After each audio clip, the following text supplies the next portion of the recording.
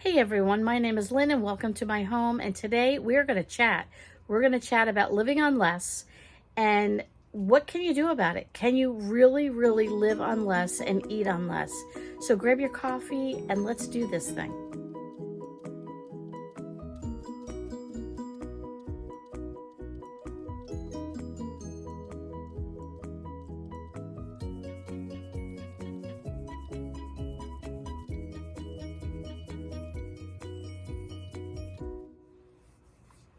So like I said, my name is Lynn. Welcome to my home. And we have a very simple budget. We don't have a lot of money. It's a small budget. Small and simple. That's what I have. And we have learned to live on less and to eat on less. And especially over the last year. We got hit hard with a lot of car repairs and stuff. We just got stuff. And I don't know, when you do life, does stuff hit you? Well, we got hit really hard. I would say in the last 14 to 15 months, and it really put us behind. We are trying diligently to dig ourselves out of that, but that means that every extra penny that we have needs to go into debt, and so we have cut way back on what we live on. And what we live on in terms of food and entertainment and all that. Now, with that being said, do I go to Starbucks? I do. I will admit it. I go. I treat myself once in a while. It seems to be the one gift card that I get quite often when somebody wants to bless me for whatever reason or a happy birthday or whatever. I get a Starbucks gift card. No complaints here. And I just load them on my phone. And I went to Starbucks today. Yes, I did. And I went in and I was going to use part of a gift card. And she said, "Oh, you have some points. Would you like to use them?" I ended up with a free coffee. Who knew? Yay for me. So, yeah, I got a free coffee. Do we eat out once in a while? Yes, we do. I am not going to cut back so much in life that I am choking myself. And my husband and I both agree on this, that if it takes us, let's say, 24 months to get out of debt versus 15 months to get out of debt because we ate out dinner a few times, we're going to do that. Life is too short, and we are not all about not living and enjoying and all of that. I have two people in my home, my husband and my youngest son, that are disabled. So that puts us in a bind. We, income-wise, there is no big income from them. And I work outside the home. And I do YouTube to try and start a business on the side to help support myself, as an extra out, but mostly because I like connecting with people. I like to share and to teach things that I've learned in my path and in my journey in life. I had, as a child, known what it was to have no food in the house. No bread, no milk, no nothing, no peanut butter. Literally empty cabinets. If there were crumbs, that was about it. Not often, but there were one or two occasions I distinctly remember, and it just is like, leaves that feeling in the pit of your stomach. When we were early on married, there were one or two moments there, same thing, no food. And I remembered being embarrassed. I could not tell anybody. I was so embarrassed that I was such a poor homemaker and a home organizer that I had no food.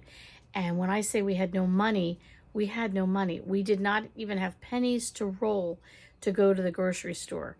And we survived. Yes, we did. We learned lessons, and we learned hard lessons. And that's one of the reasons I am huge on stockpiling and getting things and storing them up for the moments when you're in a bind, you're in a tight spot. So I do want to talk to you today and chat. This is what my channel is all about, different chat topics. What are we going to chat about?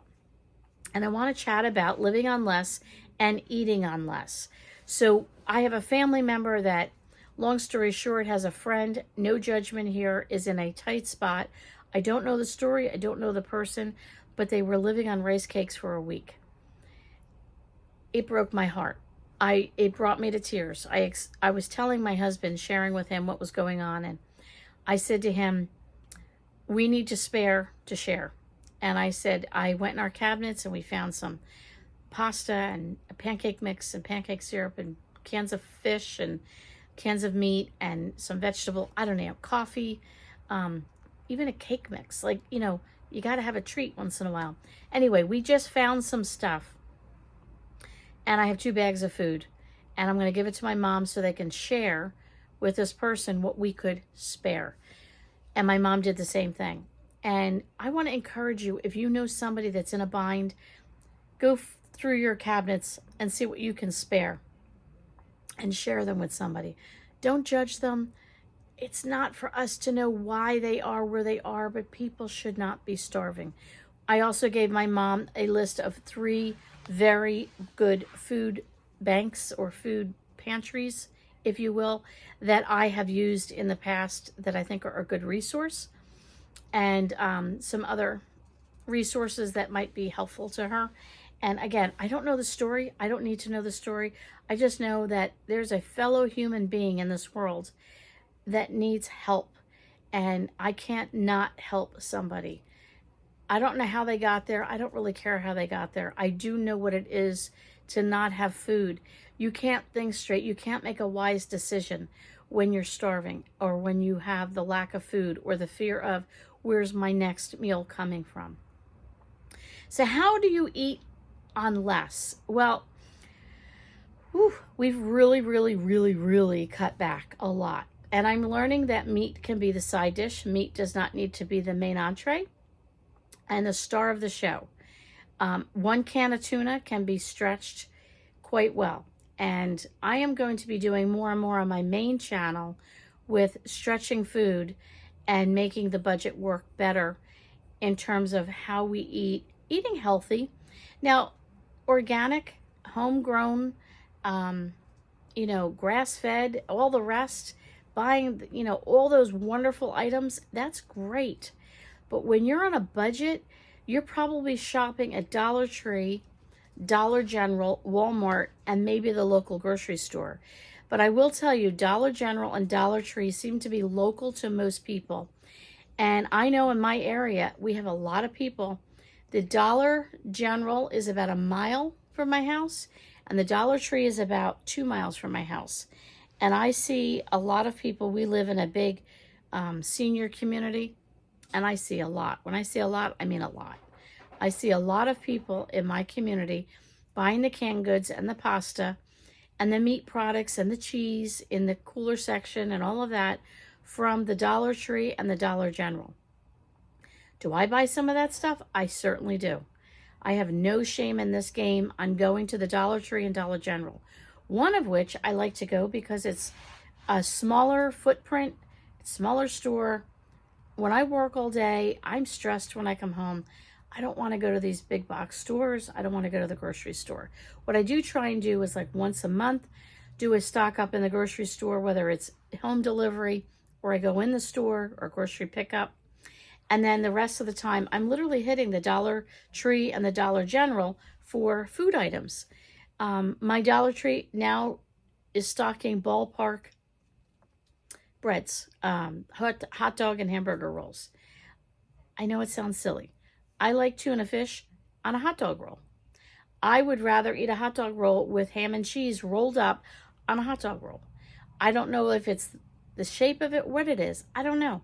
So I can go to Dollar Tree and buy hot dog rolls and do plenty of sandwiches. You could do PB&J on a hot dog roll. It's $3 a bag. Can you get it cheaper at ShopRite, places like that? Possibly, a few pennies. But then I'd have to travel 20, 25 minutes to get to the store where I can go just 2 miles down the street. I was at Dollar General yesterday and just looking to see what they had and prices. And I'm going to be doing more information on this on my main channel, All Things Home with Lynn. So go check out my main channel. I'd love for you to subscribe to both if you find that these videos are interesting to you. And I went to Dollar General and I just looked, and they had tuna for $1, and they had other canned meats for $1, and they had instant coffee packets for $1, and they had cake mix for $1-ish, and they had little pre-made meals in the freezer, like a macaroni and cheese or a beefaroni, and they were frozen. and they were, I think, $1.35. And I'll be showing pictures with prices on my main channel. And I just looked around and I thought, you know, you could eat for less at the Dollar General. They had rolled beef, like, you know, you can make hamburgers or spaghetti sauce, you know, the rolled beef. We call it chopped meat here in New Jersey. Mince meat, whatever you want to call it. Ground beef. And it was like 5 something. And I thought, man, you know, if you're a family of 1, you could really split that up into like 4 or 5 portions. And like you're talking $1 something a portion for meat. And, you know, get 1 box of elbow macaroni and cheese for $1.25. Listen, elbow macaroni is hands down the best the best bargain for pasta, because it's always more in the box than you can get in any other pasta. And they had cans of pasta. It was Dollar General's brand, but pasta sauce for $1. So $1.25 for a box of pasta, $6 for the meat. So that's $7, and another $1 is $8 for the sauce. And you cook all that up together, and you make a big pot of this beefaroni homemade. You could easily get 7 meals, if not more, maybe lunches and dinners as a individual family of 1 or even 2. Could you do it? Yeah, you could. That's $8. All right, you want to throw in 1 or 2 cans of veggies maybe? You're talking $10 for 7 nights dinners.